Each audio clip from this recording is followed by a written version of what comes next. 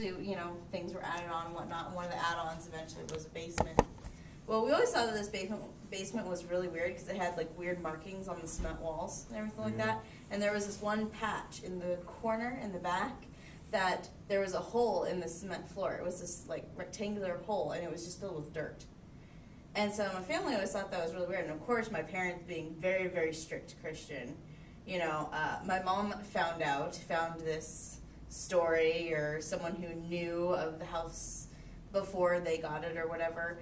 And apparently there was a coven of witches, pagans, that used to meet, and they would meet in the basement. That's what all the markings on the walls and everything were for.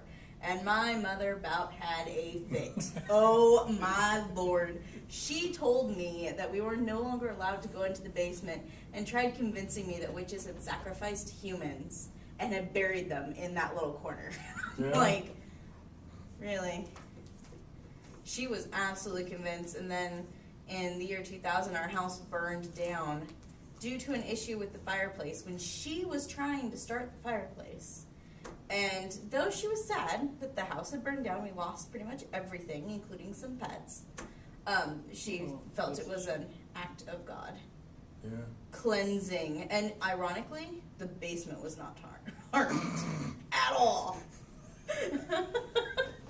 So she just had them bulldoze over it.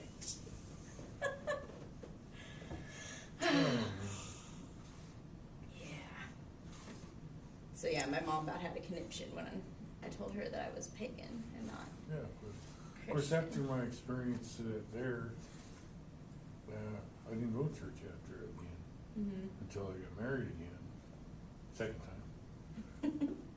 Well, I got married in church second time too. The first time in church, and we got civil wedding for the second marriage. Because the first marriage was a big mistake, but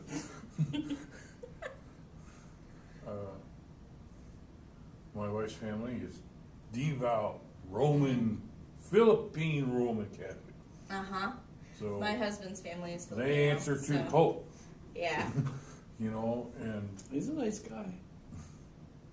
I should have brought. I have a beautiful. Did I ever show you the book? It's on Pope Francis. It's got inserts on his birth certificate. I was thinking, boy, if Obama had a similar book. My husband keeps trying to get me to go to church with him every once in a while, and I just look at him and I'm like, I'm pagan. If I walk into a Christian church, I'm probably going to burst into flames. So I don't think that would be such a good idea. that won't happen. There's a lot of pagan rituals still in the church. Oh, I know. In fact, a lot of the, as the church spread, a typical way of it spreading was finding out that there was like an altar dedicated to a pagan. And they took it and tried to morph it into it became theirs so that they could Vincenzo, then have those people still Vincenzo of the Fair Wings, practice the. That's how we got most of the holidays and things like that, because they took Easter. It was pagan holidays, and they wanted to lure people into believing in it. So they took it, and they're like, "Oh, well, we have a holiday that is this, so you can still celebrate your holiday rituals, and be in the right religion." It just added to the opportunity that you had, and it kind of reassured you that you were right. All along you've been following the right religion. And now you didn't have the whole thing. Right, now you have the bigger picture. Now you have the bigger picture. Yeah. But pagan, it's interesting that we use the word pagan, because my understanding is that pagano, that's one of the two examples of something odd, because Indian meant the native of a place. So it's a Latin word that means, like Indiana. And so when Columbus reported on the Indians of the islands that he discovered, a lot of people he thought he had found India. And maybe I haven't read his books are available, you could read them, but they were in Latin, and what he was describing was the natives of the place. and that doesn't necessarily mean that he thought he had found India. It's just the use of that word was to describe. the Right, natives. right, and so there's a lot of even that, and also the idea that he was trying to prove that the world was round. And that was Aristotle knew the world was round. So educated Well, individuals didn't fight over that. The church at the time didn't agree with it. Mhm. That's the problem. The church? The people Well, the that church held, knew the world was round. yeah, for a long I time. mean, the Ptolemaic system depicted the Earth as round. So that wasn't, and they even had a pretty darn good estimate of how big it was. In fact, Columbus was wrong, actually. His contemporary mathematicians argued that the world was much larger. He was arguing that it was smaller, Yeah. and thought that he could reach India, by going that way. And they were saying, no, it has to be bigger than that. And they were right. And he was lucky, that there was other stuff in the way that enabled him to resupply and everything. That's what I said. Well, he discovered America. Not quite. There's stuff out there that It was named after Amerigo Vespucci, which, how come? now there's even talk of Vespucci the got Templars credit. going to America. Well, and there was 1100s. what Chinese Eric, ships. the Vikings, Eric Leifson, something like that. And on the other side, you had the Chinese coming, and they weren't interested.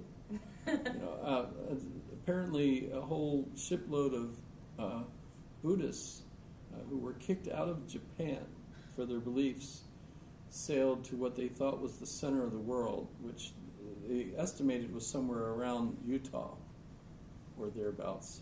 And so they ended up going there, and actually the Zuni Enigma is a book by one of UAA professors, Dr. Davis, wrote a book called The Zuni Enigma, which argues that that some of the genetic and cultural background of the Zunis were Japanese, and that's been actually verified now, their DNA Interesting. and everything. So that was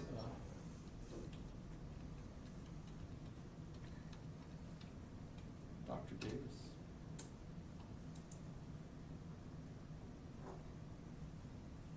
That's just, so, but pagan is Latin apparently for country. Right, and you used to refer to the country folk that lived outside of Exactly, the city. exactly. So Yeah. Yeah.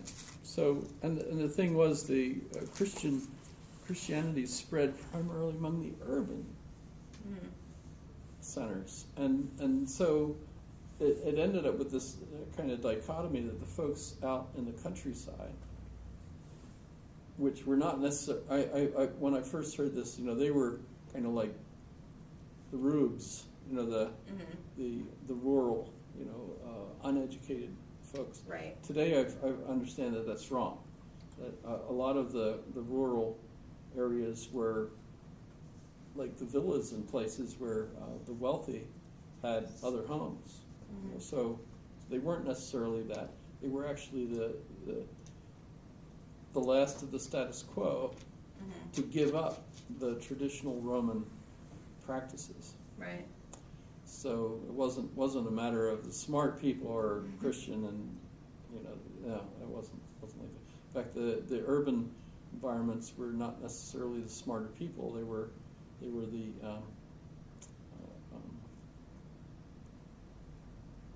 the mobs almost. In fact, did I play a bit from Agora for you? The movie Agora. It's actually a great movie. I lost it. I lent it to someone. And it You have never this came back. bad trait of people swiping stuff, don't you? Well, I guess the real the real problem is lending stuff to people. Yeah. I've learned my lesson. If I'm not prepared to not get something back, don't lend it, because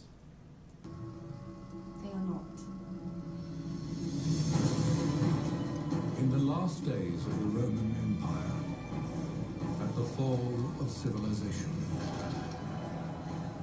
One woman, a legend, ahead of her time, stood to unite mankind. Whatever may be going on in the streets, we are brothers. Where are the troops? No army could contain that mob. He's calling for the annihilation of women and children. As long as God grants me the strength, I will purify this city. All these years I've been studying, if I could just unravel this. Why should this assembly accept the counsel of a woman? Enough! If you choose to do nothing, though, you will continue to do the same thing over and over again, until there is no one left in the city. No people for this government to govern.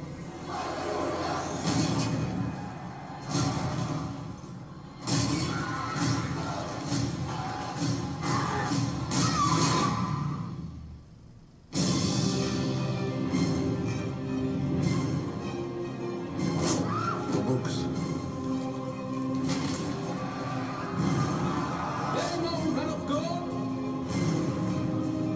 Your God has not yet proved himself more merciful than his predecessors. I won't be able to protect you any longer.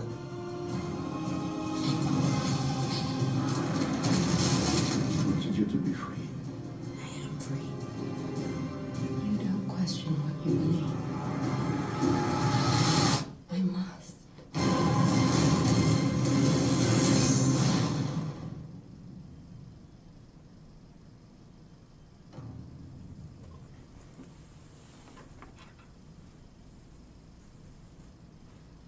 It's actually already out, of course. Now that was a movie about Alexandria, Egypt, Hypatia, 391. That was Saint Cyril of Alexandria. Boy, I have a personal relationship to that in a sense, because my grammar school, when I was a kid, for 8 years, was Saint Cyril of Alexandria. So I grew up thinking he must have been, well, he was a saint. He must have been fantastic. Guess what? He was the one who was leading the mob and basically sacked Alexandria and destroyed the library, the famous library of Alexandria, with all the wealth of the ancient books that were totally unreplaceable, irreplaceable. And that was Hypatia, who was considered by some to have been the smartest woman that ever lived. That's pretty impressive, actually.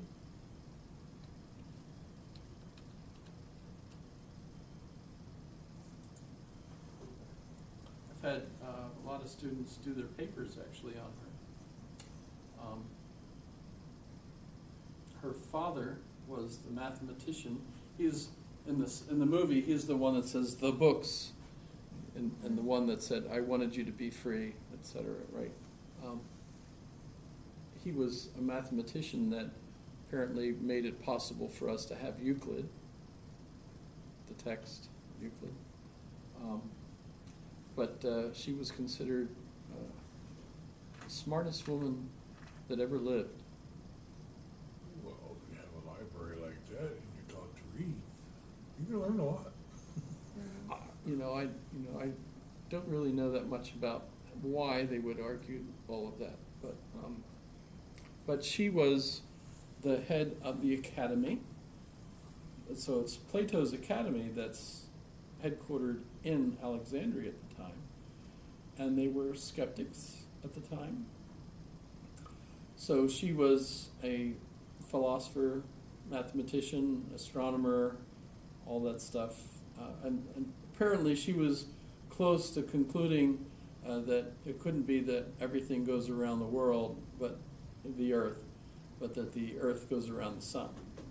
So part of that is like that's what she's thinking about when all of this stuff, Christians basically come in and want to purge the city of non-Christian elements, which includes the academy.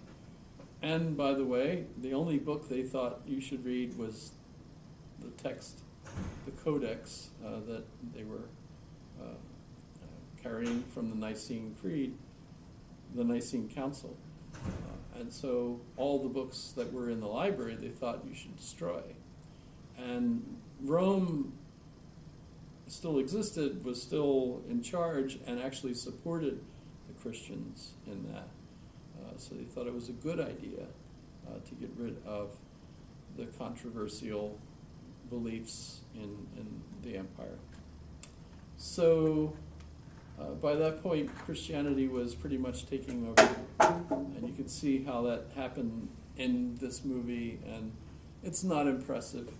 And then to realize, gosh, I grew up in a school where St. Cyril was honored, and then to find out he was basically the one that allowed the mob, probably encouraged them to capture Hypatia,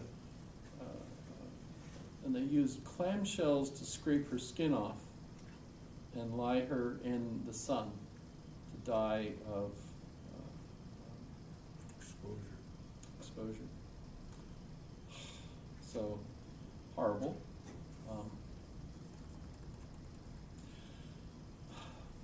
But let's talk about Augustine, because there's actually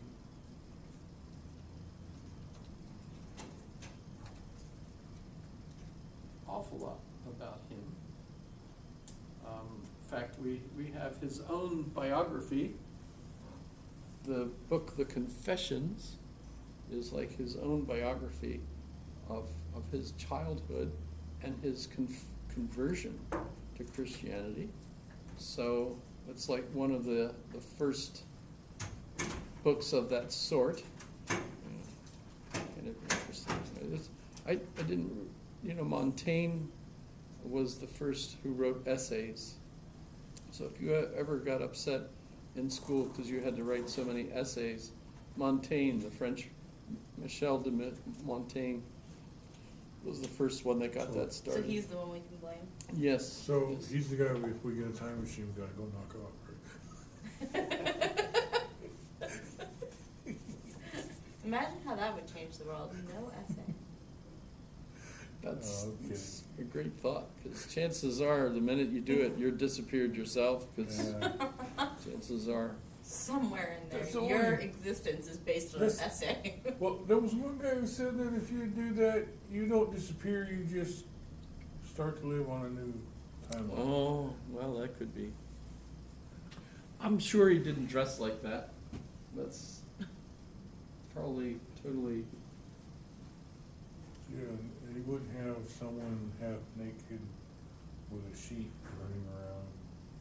Yeah, that's puzzling too. But I mean, the mitre on his head. I'm pretty sure they didn't wear that sort of thing. That's like in all the versions of the Last Supper, the Renaissance versions. They're all dressed in what you might say European clothing and European settings, and I'm going like, no, they wouldn't have had that, and Jesus probably didn't go to one of those high swanky places, where everything's perfectly marble stone and clean and all this other stuff. No. Waiter with a little napkin over his thing, Yeah. and your bread. The Offering cup. to chill his wine. Yeah. Would you like to try the wines? Probably not. He would just ask for a glass of water. Although I don't think it would have been a cup like in what was that Indiana Jones movie? Yeah. He chose poorly. Yeah, if you recall, Adorned, jeweled, golden cup. Yeah, probably not. Probably not a little wooden one either. It's probably